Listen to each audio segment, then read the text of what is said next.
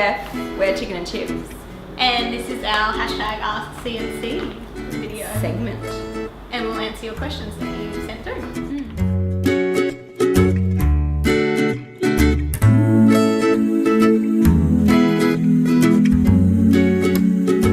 Question 2, Steve McGrath asked, will you still see a poor, starving actor without an agent?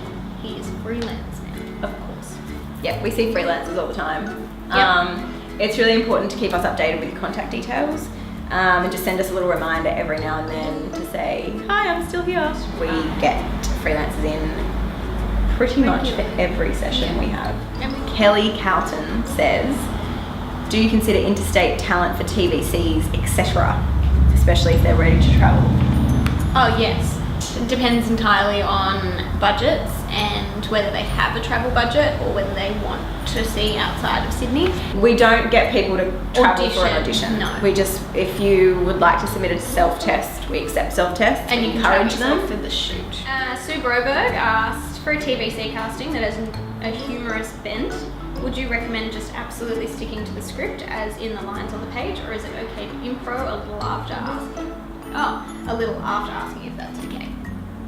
P.S. She loves the space here. It's very bright and light. Thanks, Sue. If it's comedy, impro is always encouraged. We do try and do one usually that is we do verbatim, just in case they're looking for something quite specific. We'll always send another option, and we'll give people the freedom to be as funny as you can. Impro and because that's makes our job fun. Yes. Greg Exton, hello. Why is it important to you to have a well-lit studio space and to have such a brightly decorated waiting room? In the studio, we like it to be bright because it makes you look good, and even though we want you to burns look good. your retinas looking at the lights, don't look into the lights. It's best not to. Waiting room, we decorated bright because it's fun. Yeah, and we spend a lot of time in here aside from just doing castings as well, because this is our office space, so we wanted somewhere that we liked coming to. Yeah, a lot of actors have said it's very relaxing when they come in here, like it's very inviting, and or at least people like hanging out more in here. Entertaining. It doesn't feel like such a stale waiting room. Tara G, what makes a great audition? Is it best to dress up or down? Yes, it depends on the role and whether you've been asked to wear something specific, or even if you haven't, be aware of what the role is. Film and TV, the more of a blank canvas, the better. Yeah, like so just plain, no stripes. Don't overdo, and also don't overdo the makeup. Yeah. Oh, mine's always bringing your own interpretation. Yeah. So not just waiting for us to tell you how to do something. Yeah. The whole point Put with your own seeing take different on it. people is that we want to see how they interpret a role and how they perform that. So the first thing we will let someone do is just do a take, and that should be your interpretation. He would like to know what we thought of his audition to the character the Hunter for Skinford 2. Any specific feedback based on a character that you've auditioned for, you should talk to your agent. And they'll normally come to us and we'll give them the feedback. So, at Sab75M asks, is it possible to sell yourself even though you're not quite right for the role? For example, height, weight, colouring. We need you to be honest about things. There's no, don't sell yourself and tell us that you are something when you're not, if you're looking for something specific. Yeah. However, if there isn't something really that detailed, that's specific, or it's not always 100% locked in or critical to the story. Yeah, but you feel passionate about a role or think you could bring something really great to it. We're big believers in diversity. So all of our roles, unless it's specific to the story, are open to diversity, and we do an inclusive casting process. Christy Hocking, hello.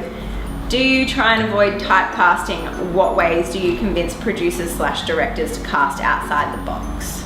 We definitely try to avoid typecasting because we built our business on the whole passion of finding new people.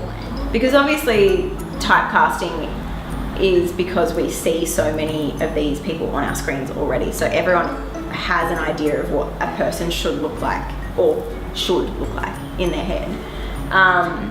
But it's up to us to present options outside the box. Yes.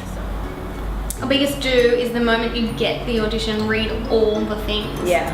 The brief, the script, any the references, shoot day, all the things. And if any specific Bible. details like that aren't there, ask your agent. Yeah, generally, but we don't need you to announce yourself. There's no reception here, so like just come in, fill in a form, and you'll be taken through. Yeah. I really rate someone that comes in and if they've never met us before, introduces themselves. Generally, I just know who everyone is, or we know who everyone is because we've looked at people's headshots and photos, and we know your resume back to front, we know your work. So I feel like I know people, so that's why I don't generally introduce myself. But I find that if someone takes the time to shake my hand and say hi and ask how my day was, then I will come out of it thinking that person's a pretty good person. And we're not scary. Absolutely not scary. It's very rewarding and we love it. So thanks so much for all your questions. We really enjoyed answering them all. Yeah. If you have any more or any thoughts on video content you'd like to see from us, just write them in the comments or hit us up via on Insta. Yeah, all the social media.